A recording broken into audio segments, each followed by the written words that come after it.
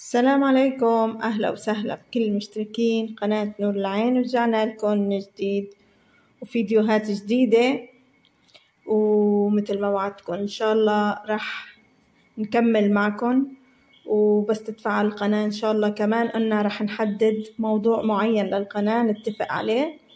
خلونا نبدأ بالصلاة على نبينا الكريم عليه أفضل الصلاة والتسليم. وهلأ جبت لكم يا جماعة، بما أنه قرب رمضان علينا، فجبت لكم نوع مخلل كتير طيب سوري، هو مخلل اللفت والشوندر، بقولوا بالجزائري البتراف واللفت. طبعا اللفت كلياتنا بنعرفه.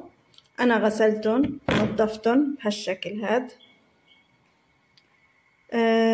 راح نقطعهم ونكمل خطوة بخطوة معكم. عن جد يا جماعة مخلل لذيذ كتير.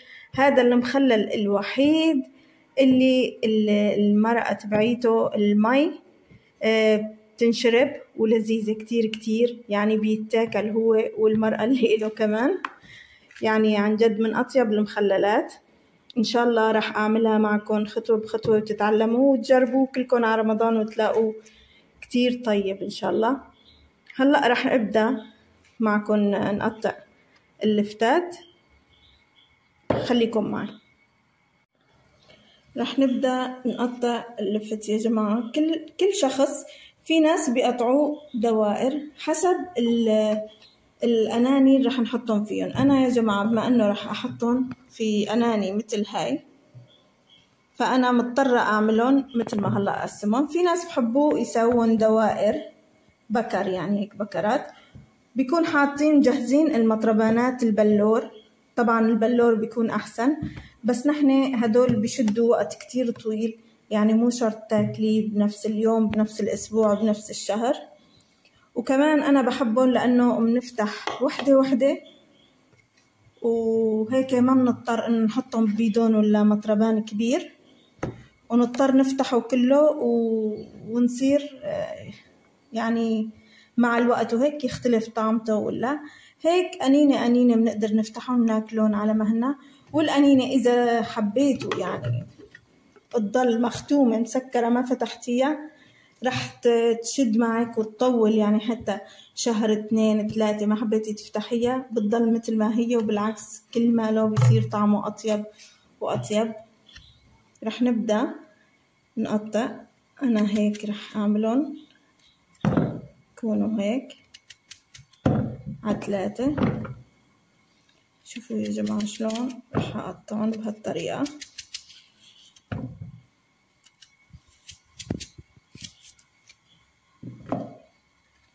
هيك كتير رح يكونوا حجمهم منيح. أنا ما بنصح يكونوا كتير عريضين عن هيك، لأنه يمكن ما يستووا. هيك بيكون كتير منيح. رح نكمل تقطيع. كمان في الأنينة بيكون شكلهم حلو، بيكون وبيوسعوا بطريقة حلوة. يا جماعة سامحوني، يعني أنا شوي قصرت بالفيديوهات. شفتوا سوريا ووضع سوريا، يعني صح الدنيا بدها تمشي ونكمل، بس يعني حسوا القلب وقف. الله يعينهم يا رب ويكون معهم ويصبرهم، أهلي وناسي وأحبابي كلياتهم. ادعوا لهم. أكيد في ناس قدرت تساعد، وفي ناس بالدعوات الحلوة ساعدت، والكل إن شاء الله يا رب الله يحفظهم من كل شر ويحمي سوريا والدول العربية ويحمينا الجزائر. هيك يا جماعة شوفوا أنا رح أقطعهم. أنا رح أكون معكم، شوفوا خطوة بخطوة رح أقطعهم بهالطريقة. رح تقولولي ليش الشوندر؟ أنا قلت لكم معنا شوفوا لما بتكون شوي هي فاضية بلاها أحسن. لازم يكون معه شوندر اللي هو البتراف، لأنه هو اللي بيعطيه اللون وطعمه يا جماعة كتير طيب. شوفوا لما بتكون هي هيك نحن مضطرين ناخد بس الجوانب.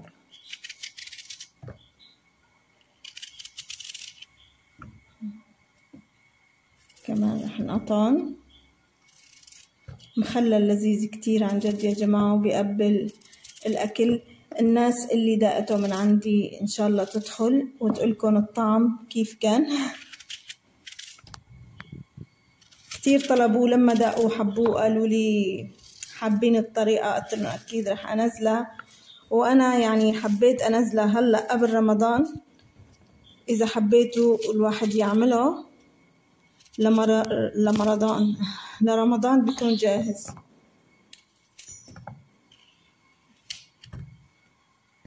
هلأ يا جماعة كملت تقطيعهم وقطعت، يعني تقريبا كل 4. شفتوا حجم اللفت؟ 4 لفت كبار، حطينا معهم شوندر بطراف وحدة، قطعتهم بهالطريقة، هو اللي بيعطي اللون الحلو. هيك أنا خلطتهم، شوفوا كيف بيكونوا. هلأ رح نحطهم في القنينة، طبعا رح نعبيهم كلياتهم. أنا ما بعرف رح تطلع وحدة، أظن وحدة رح تكفيني، نسيناها. أنا حبيت أعمله معكم خطوة بخطوة، لأنه في ناس كتير يا جماعة عن جد داقوه وعجبهم كتير كتير. حتى يعني أنا عملت بزيادة عشان الناس تدوق.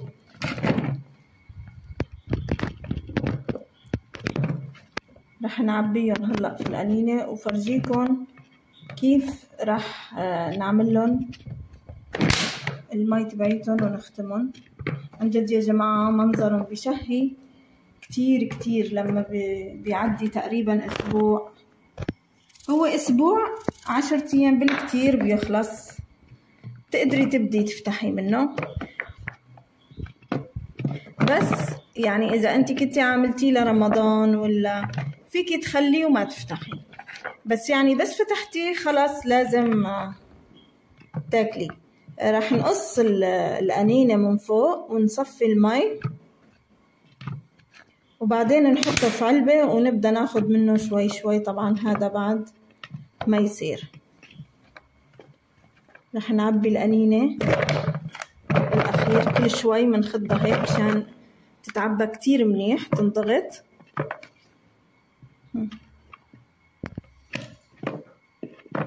الشوندر يا جماعة هو اللي راح يعطي لون روعة.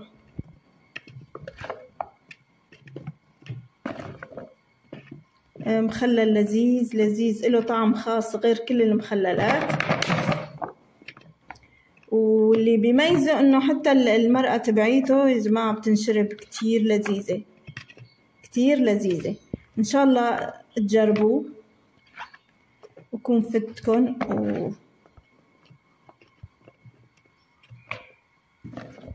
خليكم معي حتى نكمل للآخر. طبعا نحن لازم ندق القنينة كل شوي مشان تنضغط تتعمر كتير منيح. هلأ يا جماعة أنا عبيتها كلها في القنينة، شوفوا كيف اجت. ضغطتها كتير يعني وسعتهم، وكل ما كنت أعبي في القنينة أدقها مشان ينزل اللفت لتحت وتوسع وتنضغط تتملى، لأنه المخلل بس اللفت بس يتخلل جواته رح يكش، عرفتوا، يصغر، فرح توسع عليه القنينة ويطوف. هيك بيكون انحكم كتير منيح، والأحسن إنه يكون فوق الشي الشوندر. هلأ أنا عبيته مي القنينة، رح فرجيكم الطريقة. بعد ما نخلص القنينة منعبيها مي للآخر مشان ناخد العيار. بنرجع شو بنعمل؟ منفضيها. خلص نحن هيك عرفنا القنينة قديش بدها مي. راح نفضي كل المي بعد ما عبيناها. شوفوا المي بلشت تاخد لون. عن جد يا جماعة يعني كتير كتير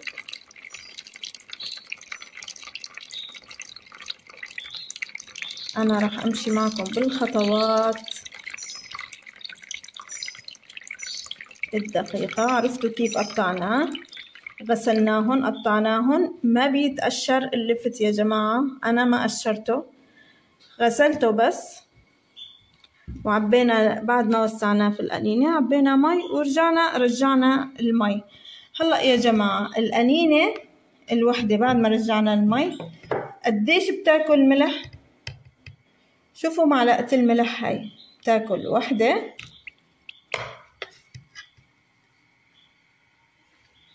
والتانية معلقتين ملح تاكل نص معلقة سكر. كتير يا زهرة مخلل خل، وبتاكل نحطلها 4 معالق خل. عمهلك وحدة تقريبا، 2 3، حطي خلصت. راح نحط من القنينة الجديدة بس عشان ما نطول عليكم، راح يكونوا 4، وراح نحركها كتير منيح ونرجع لكم. هلأ يا جماعة بعد ما فضينا المي بنعيد. خلص الخل، جبت القنينة الجديدة مشان هيك ما حبيت كتير يطول الفيديو. حطينا القنينة، رجعنا المي على هون الطشط، كل واحد ما بعرف شو بيقوله. أكل معلقتين ملح ونص معلقة سكر و4 معالق خل. تحبي تعمليهم 5 مو مشكلة. لازم يتحركوا كتير منيح، كتير كتير كتير منيح يا جماعة، حتى يدوب الملح. تتأكدي داب الملح والسكر. لازم شوفوا تعملي هيك وما يكون أبدا في ملح وسكر جوا. شوفوا لون المي يا جماعة كيف صار، تخيلوا. بعدين هلأ راح تشوفوا بالأخير كيف راح يطلع وكيف قرشته. عن جد يا جماعة كتير كتير طيب. هلأ نحن بدنا نفضي المي على مهلنا ونرجعها للقنينة. اشتغلنا على مهلكم يا جماعة. بنرجع المي شوي شوي للقنينة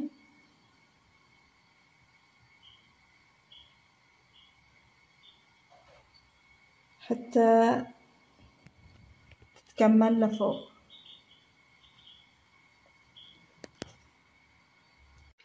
وهلأ يا جماعة شوفوا أنا رجعت المي كلها على القنينة بعد ما دوبت منيح الملح والسكر وهالاشياء ورجعتها. شو بدنا نعمل هلأ؟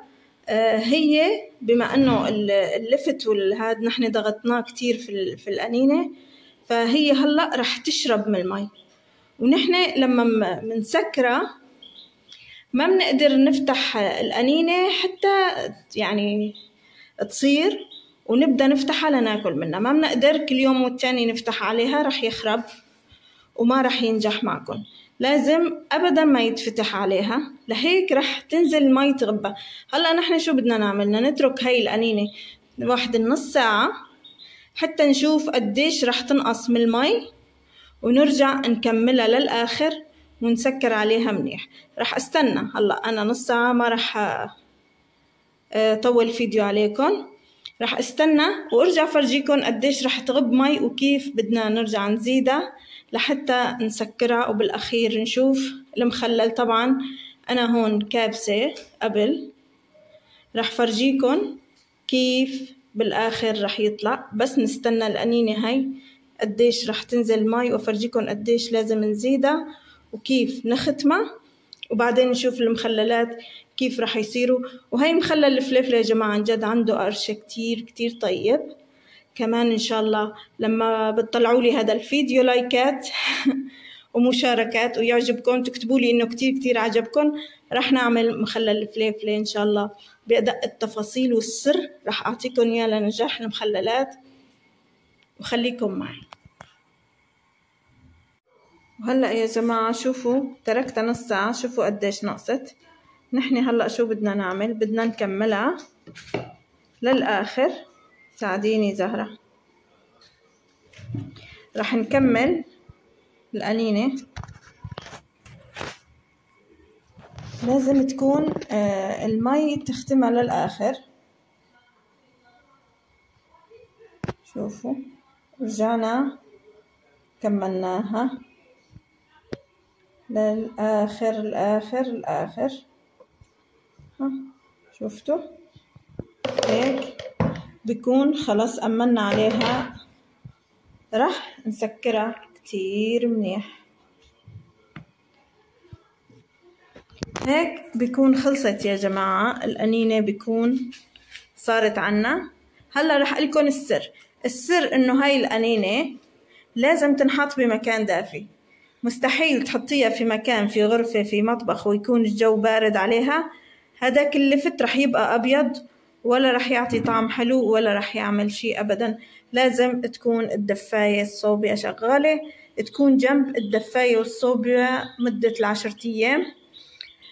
إذا كان المكان دافي كتير أسبوع رح تكمل معكم، تقدروا تفتحوها حسب الدفا اللي بتكون فيه. رح تستوي معكم ويكون جاهز للأكل. أنا يا جماعة أسبوع جنب الصوبيا كانت جاهزة واللون تمام، ورح فرجيكم هلأ. طبعا أنا قلت لكم كنت كابسة، ورح فرجيكم هلأ كيف طلعت معي. شوفوا يا جماعة لون المرقة قديش بشهي. وهدول هنن المخللات يا جماعة. في منهم بيقللوا الشوندر، بيحطوا كم قطعة، بيكون لونها كتير وردي فاتح. أنا كتير بحب اللون يكون غامق، كتر الشوندر. حتى بحب الشوندر أصلا يكون كتير بيعطي طعمة حلوة. وكمان في ناس بتفور على الشوندر أو بتغليه وبعدين بتحطه. أنا لا، بحب يكون له قرمشة كتير منيحة. شوفوا يا جماعة لونه وشكله بشهي كتير كتير طيب. جربوه رح تحبوه كتير، وخاصة على رمضان مع الأكلات الطيبة. كمان تقدري تشربي المي تبعيته، ما بتأذي كتير ومفيدة. فيها الخل وممكن تضعفك كمان إذا حبيتي تضعفي. وهيك بيكون خلص الفيديو وعرفتوا كيف مخلل اللفت والشوندر بيصير. إذا عجبكم الفيديو اكتبولي بالتعليقات وقولولي نور العين بدنا طريقة الفليفلة. عن جد يا جماعة الفليفلة إلها قرشة بتجنن. كمان طريقتها كتير طيب وإله شغلات أنا بضيفها كمان تعطيها نكهة أطيب وأطيب. إذا حبيتوا ونزلكم الطريقة قولولي بالتعليقات نزلينا المخللات، ورح كملكم كل المخللات بإذن الله وفرجيكم إياها. وهيك بكون خلصنا الفيديو. وألف صحة وهنا، واللي حابب يدوق أهلا وسهلا. وهيك بيكون خلصنا الفيديو. سلام.